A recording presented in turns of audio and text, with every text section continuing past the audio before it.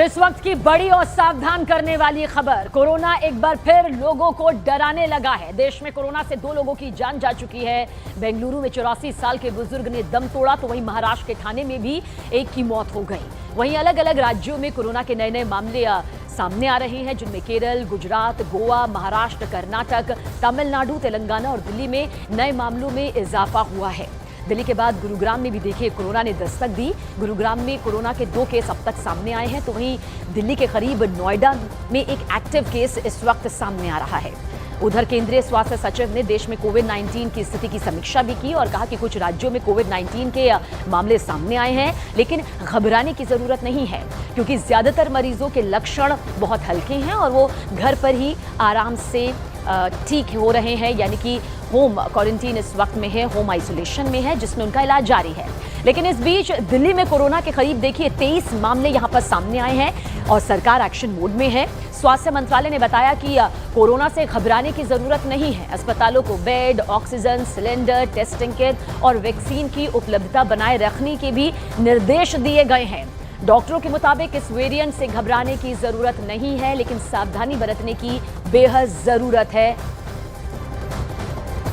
Corona एक बार फिर से डरा रहा है। कोरोना के दिल्ली में 23 नए केस और दिल्ली सरकार की एडवाइजरी के बाद लोग एक बार फिर से चौकन्ने हो गए हैं। और ऐसे में क्या आप सावधानी बरतें, क्योंकि कोरोना का वो वक्त अभी भी सभी के जहन में ताज़ा है।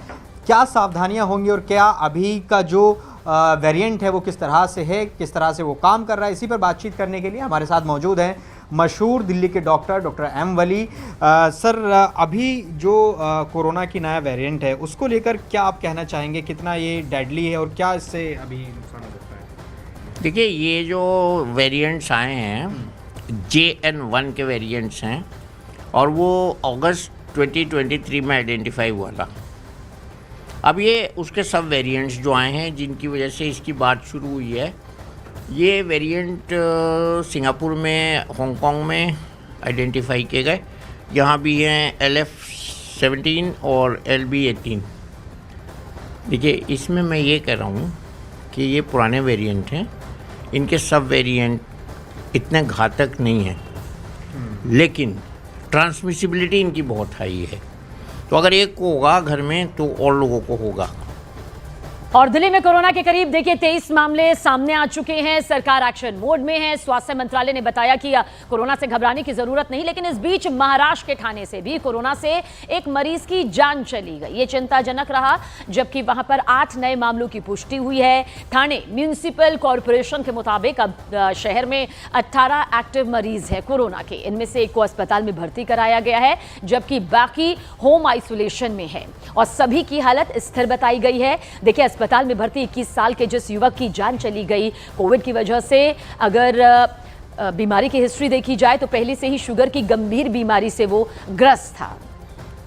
और उधर कर्नाटक में कोविड-19 के नए मामले सामने आए हैं। बेंगलुरु में 82 साल की एक बुजुर्ग की कोरोना से मौत हो गई। बुजुर्ग को कई गंभीर बीमारियां पहले से थी। फिलहाल कर्नाटक में कुल 38 एक्टिव केस हैं, जिनमें से बेंगलुरु में 32 केस हैं। वहीं कर्नाटक में स्वास्थ्य विभाग कोरोना को लेकर फुल एक्शन में नजर आ रहा है।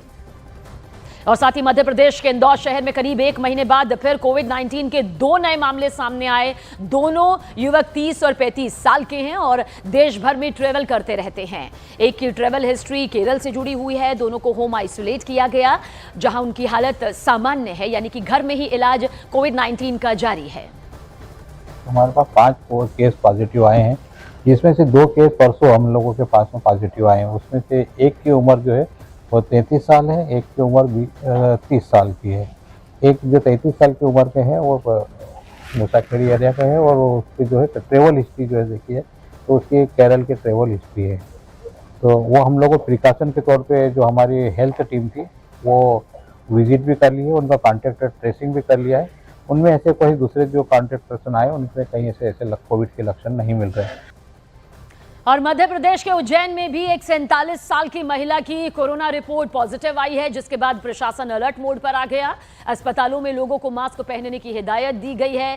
प्रशासन की तरफ से भरोसा दिया जा रहा है कि तैयारियां पूरी हैं और लोगों को घबराने की जरूरत नहीं, लेकिन सावधान रहने की बेहद जरूरत है।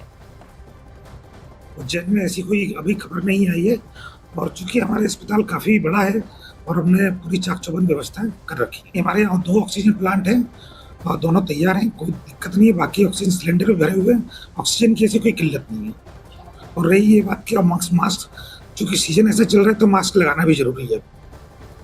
समाचार प्राप्त हो रहे हैं कि कई शहरों में संक्रमण जो है शुरू हुआ है अभी, तो आपके माध्यम से मैं अपील करूंगा कि हम लोग अपना ध्यान रखें और जो भी समय समय पे प्रिकॉशंस डॉक्टर्स बता रहे हैं और मेडिकल स्पेशलिस्ट जो बता रहे हैं वो आप लोग पालन करें।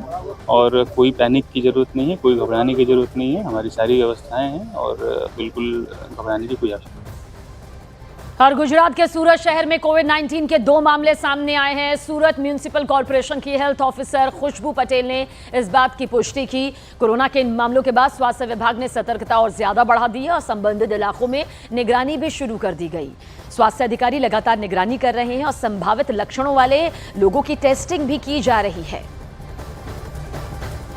एक पेशेंट है जो 27 ईयर्स की है, उसको विशाखापट्टनम से आई हुई है 17/5 को, और जो दूसरी है वो उसकी कोई ट्रैवल हिस्ट्री नहीं है।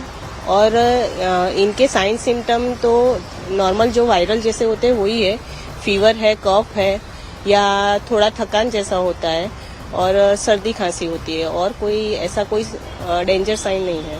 तो इस चीज के आने के बाद कैसी तैयारियां अभी चल रही हैं? अभी हमारे यहाँ हेल्थ सेंटर पे सबको ट्रेनिंग भी दे दी है